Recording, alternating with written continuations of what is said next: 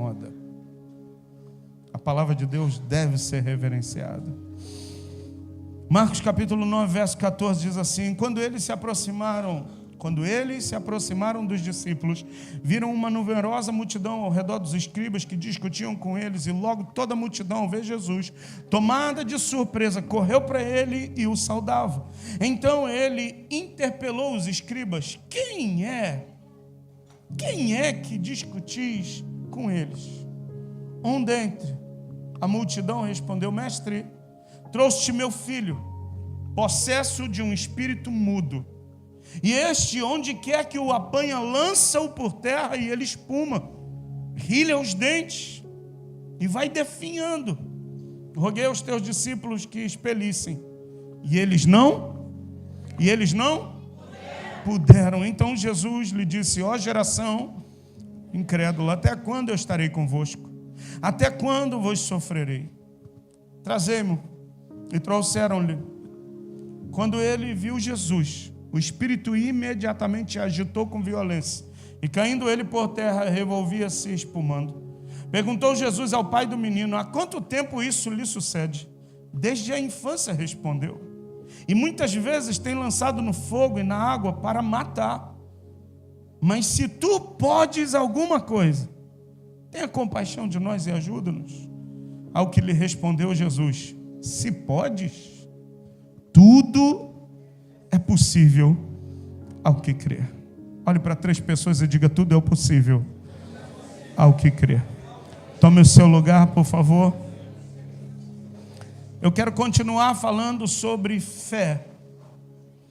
E esse texto é uma demonstração de fé. E a primeira coisa que eu quero dizer para você é que tudo é possível para Deus. Marcos capítulo 9, verso 23 vai dizer. Mateus capítulo 19, verso 26 também vai dizer. Eu quero dizer para você, por meio da fé, as coisas possíveis para Deus são igualmente possíveis para aquele que crê. Por meio da fé. Aquilo que para Deus é possível, para nós também se torna igualmente possível, mas se eu crer em Deus. A segunda coisa que eu quero dizer para você é: pastor, mas o que é fé? Eu sei que eu estou falando isso e repetindo, e eu quero ser repetitivo mesmo, porque vale a pena ouvir de novo sobre fé.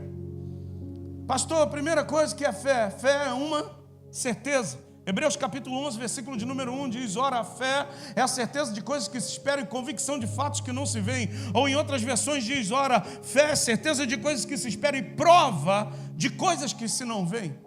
Então a primeira coisa que você precisa entender: fé é certeza. Na fé não existe dúvida. Na fé não existe titubear. Meu pai gostava de usar essa palavra, titubear. Na fé não existe, lugar para incredulidade, possibilidades para interrogações. Não, a fé diz que é. A segunda coisa que eu quero dizer para você: fé é confiar no amor e no caráter perfeito e imutável de Deus. Pastor, o que é fé? Fé é uma certeza. Segunda coisa, fé é confiar no amor e caráter perfeito e imutável de Deus. Pastor, explica melhor isso. Eu te explico, irmão. Quando você que é pai, o seu filho te pede alguma coisa, irmão, você se vira ao contrário para você servir o teu filho da melhor forma. Pastor, então o que é fé? É compreender que por Deus me amar, e não tem nem como comparar a minha vida como pai com Deus como pai. E se eu me viro para dar o melhor para as minhas filhas e minha esposa, quanto mais Deus, que é o meu pai excelente, não tem ninguém igual a ele, quanto mais o amor e o caráter perfeito e imutável de Deus vai trazer todas as coisas daquilo que eu preciso. Terceira coisa, fé é confiar naquilo que Deus diz. E aquilo que Deus diz, eu quero dizer que é a palavra de Deus. Eu preciso ter fé e crer naquilo que a Bíblia diz. Porque se eu não creio naquilo que a Bíblia diz, eu não creio no manual que Ele deixou para a minha vida. Escuta, nós não temos o costume de comprar um aparelho e olhar o manual. Alguém mais aqui tem costume de ler bula de remédio, além do pastor? Então, procura um psicólogo. Irmão, que doideira, eu cismo de ficar lendo aquelas bulas. E leio, releio. O que você está lendo? Estou lendo a bula. Agora escuta, o manual vai falar do funcionamento da sua vida. Por que tem gente que não está acessando o sobrenatural de Deus? Porque a gente não está observando o manual. A gente não está olhando para aquilo que Deus pensa e fala ao nosso respeito. Quarto lugar, fé é uma exigência de Deus para nós nos relacionarmos com Ele. Escuta, você não se relaciona com Deus por sentimentos. Você não se relaciona com Deus, me perdoe, pelo seu choro. Seu choro não toca Deus. Seus sentimentos, suas emoções não tocam Deus. Mas o que toca a Deus é uma ação de fé. Pastor, a pergunta é: como a gente pode receber então e desenvolver essa fé? Hebreus capítulo 11, verso 6 diz: ora, sem fé é impossível agradar a Deus. Hebreus capítulo 10, versículo de número 38 diz: o meu justo viverá como? Quantos foram justificados pelo sangue do Cordeiro aí? Diz assim, amém. Escuta, sua vida precisa ser uma manifestação de fé. Agora a pergunta: por que eu devo valorizar a fé? Porque é impossível viver uma vida espiritual sem ela. A gente pode estar aqui, eu posso dar minhas contribuições, eu posso levantar a mão, eu posso dar as meninas da dança, pode dar o giro mais mortal para trás e cair em pé, e a igreja sem fé, performance. Com fé, o mínimo que eu faço, eu estou agradando a Deus. Eu quero dizer que na próxima sexta, sábado e domingo à noite serão dias onde Deus vai despertar a nossa vida de fé. Pastor, como eu desperto uma vida de fé? Quando eu oro, quando eu busco a presença de Deus. Agora existe um inimigo para que eu manifeste fé. O nome dele chama incredulidade. Hebreus capítulo de número 3, versículo de número 19 diz assim: vemos assim, porque por causa da incredulidade não puderam entrar. Está falando a respeito do povo hebreu. A incredulidade impediu esse povo de entrar na terra da promessa. Mateus capítulo 13, versículo de número 58, diz que Jesus vai pregar na região perto de onde ele tinha nascido. Mas por causa da incredulidade do povo, diz a Bíblia que ele não fez muitos milagres. Não é porque Jesus não estava na unção, não, é por causa da incredulidade. Porque o povo olhava para Jesus e dizia: é o filho do Zé e da Maria, eu vi esse menino crescer. E eles não davam crédito à voz de Jesus. Escuta, eu quero dizer para você, se você der crédito àquilo que a Bíblia diz ao seu respeito. Número 2, se você der crédito àquilo que as autoridades de Deus sobre a tua vida dizem ao teu respeito. Número 3, se você der crédito àquilo que está saindo desse altar toda terça-feira, domingo pela manhã e domingo à noite, eu quero te dizer, uma vida de fé vai ser destravada e você vai começar a acessar coisas no sobrenatural e você vai ver se manifestar na sua vida milagres incríveis da parte de Deus. Ontem a gente estava conversando com o pastor, ele falou assim: pastor, eu vou me ausentar que eu vou buscar a pastora e as crianças em casa. Essa diaconisa aqui, essa irmã vai ficar aqui servindo vocês. E a irmã começou a conversar comigo e tinha um papel de parede. Eu falei: que bonito esse papel de parede. Ela falou: pastor, eu trabalho com papel de parede. Eu falei: que lindo, irmão. Ela falou: pastor, foi uma palavra que saiu do altar, o meu pastor profetizou algo. Eu fazia trabalho pequeno, na casa de um irmão, de outro irmão, e eu achava que era só aquilo. Ela falou: essa semana eu entrei numa mansão aqui em Angra, e eu fiquei com medo, porque eu falei: eu sou pequeno demais para fazer tudo isso. Mas aí ela se lembrou, sabe de quê? Da palavra que saiu do altar dela, e ela recebeu essa palavra no coração, abraçou aquilo, e as portas começaram a abrir. Escuta, a mulher está botando papel de parede, tudo que é lugar, e está ganhando grana, money. Sabe por quê? Porque ela ouviu uma... Escuta, pastor, só está falando de dinheiro? Não, eu estou falando de fé. Fé pode trazer cura para a sua enfermidade. Fé pode mudar a sua família. Fé pode traçar um novo rumo na tua vida.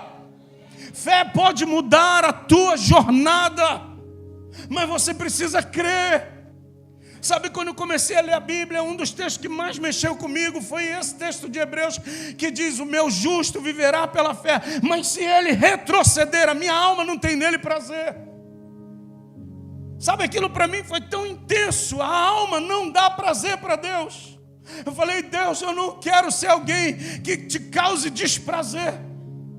Pastor, mas o que causa desprazer em Deus? Quando Deus está falando: olha, eu vou fazer isso na sua vida. Sabe, a gente precisa compreender quem nós somos, irmãos.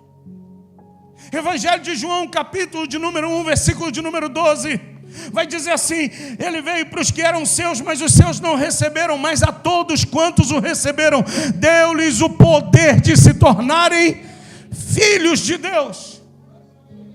Mas a gente ouve um adversário dizendo: você é qualquer um, você não é isso, você não é aquilo, e a gente esquece quem nós somos. Eu sou filho de Deus. A Bíblia vai dizer que eu sou herdeiro de Deus e co-herdeiro em Cristo Jesus em todas as promessas. Mas tem um inimigo da minha alma que está dizendo assim: você não pode, você é limitado, você é fraco, a sua família é menor, você é o mais insignificante. A gente não consegue acessar uma vida de sobrenatural de Deus, porque nós não damos crédito àquilo que Deus fala ao nosso respeito de quem nós somos. Mas eu quero que você saia daqui dessa noite dizendo: eu não faço parte da geração incrédula, eu faço parte da geração que crê que Deus pode todas as coisas. Escuta, eu coloquei no meu coração que eu vou orar pela vida do pastor, assim como eu coloquei no coração que eu ia orar pela vida da Mariana. Domingo passado a gente viu um milagre, eu abracei o milagre, eu dei um abraço nela, eu falei: deixa eu abraçar você, porque não é todo dia que a gente abraça um milagre.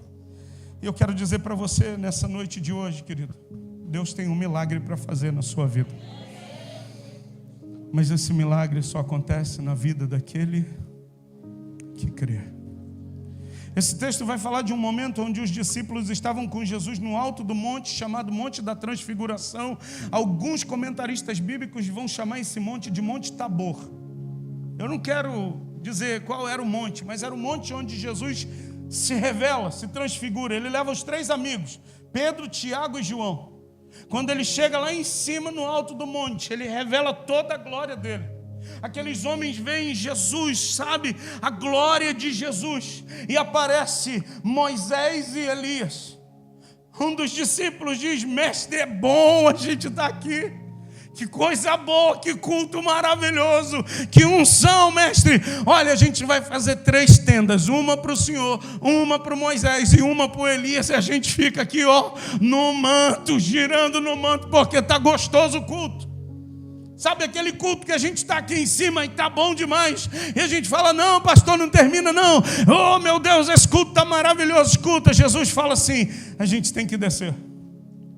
Escuta, nós não vivemos só uma vida de monte, porque depois do monte a gente tem que ir lá embaixo no vale, porque tem gente lá embaixo no vale que está precisando ouvir a voz de Deus através da minha vida e da sua. Eu e você somos portadores de uma boa nova, de uma boa notícia. Olhe para o seu vizinho e diz assim: você é portador de uma boa nova, de uma boa notícia, meu irmão.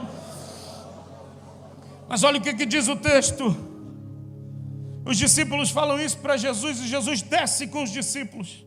Só que quando ele desce, uma numerosa multidão rodeia Jesus, e os escribas começam a discutir. Mas só que no meio dessa situação toda aparece um homem e diz assim: mestre, eu trouxe meu filho. Ele está possesso de um espírito que deixa ele mudo.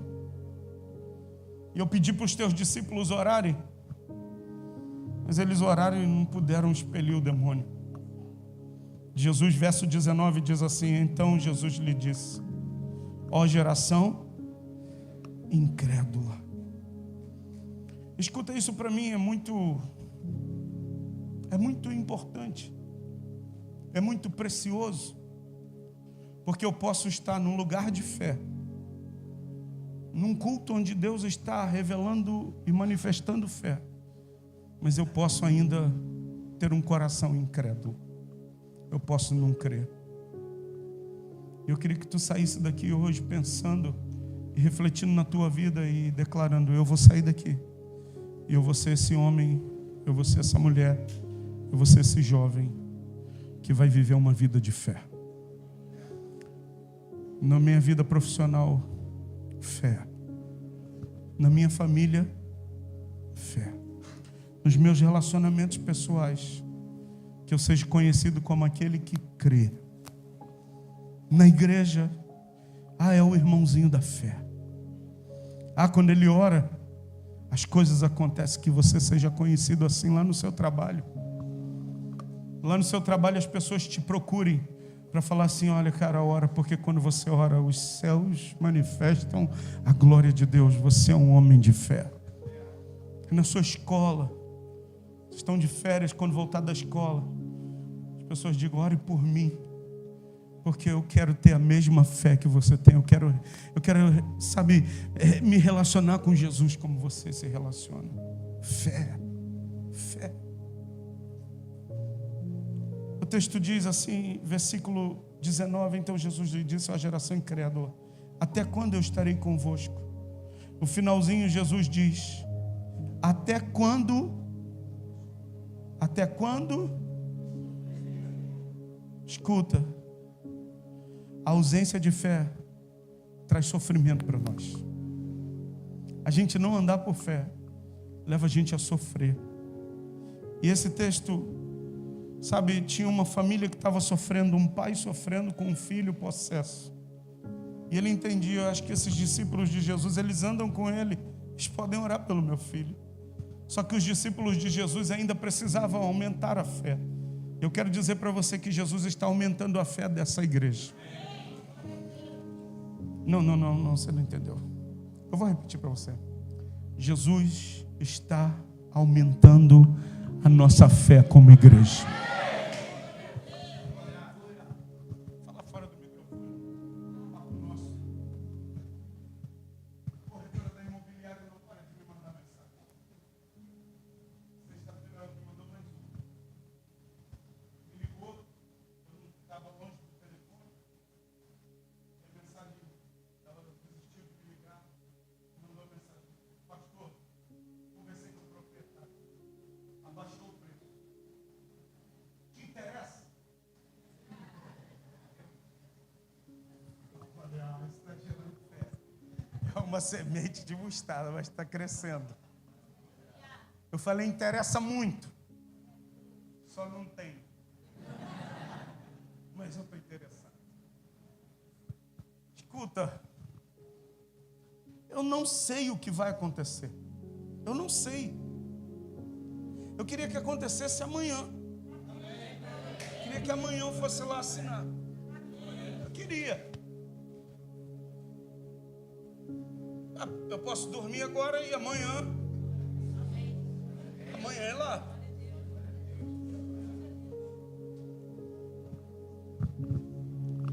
Porque eu decidi viver na dependência dele. Eu decidi: é o Senhor quem comanda. A única coisa que eu não quero, Senhor, é saber que o Senhor tem uma terra, tem uma bênção, tem um milagre, tem algo para fazer, mas a minha incredulidade me separa disso e eu não posso alcançar. Escuta, tem uma bênção, tem uma vitória, tem um milagre, tem um impossível para acontecer na sua vida. Mas o que te distancia disso é a nossa incredulidade. E hoje eu quero dizer para você que a gente precisa mandar embora essa incredulidade. Escuta, o texto original, quando fala ó geração incrédula, o texto original fala infiel. Porque quando nós estamos manifestando esse espírito incrédulo, nós estamos sendo infiéis com aquele que nunca deixa de ser fiel na nossa vida. Você se alimentou hoje? Está bem vestido aí? Vai voltar para casa, vai se alimentar, vai dormir na sua cama. Amanhã você vai se levantar, vai trabalhar. Você não vai trabalhar, você vai descansar. Se não vai descansar, você vai arrumar um emprego. Se você vai estudar, seja lá o que você for fazer. Mas por quê? Porque Deus tem sustentado a sua vida, meu irmão. Ah, não, pastor, porque se eu não acordar cedo e trabalhar, duvido que aconteça alguma coisa. Se Deus não te sustentar, duvido você levantar, meu irmão. Então não seja infiel, mas agradeça a Deus. Talvez algumas coisas ainda não chegaram. Algumas coisas que eu pedi a Deus ainda não chegou.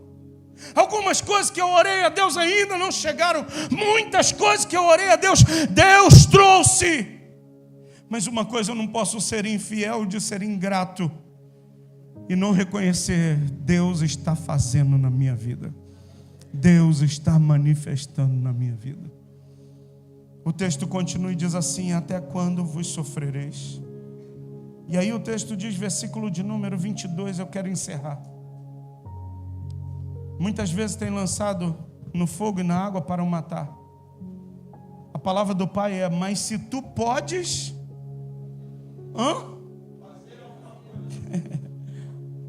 Esse podes no original é, sabe o que? Ser capaz.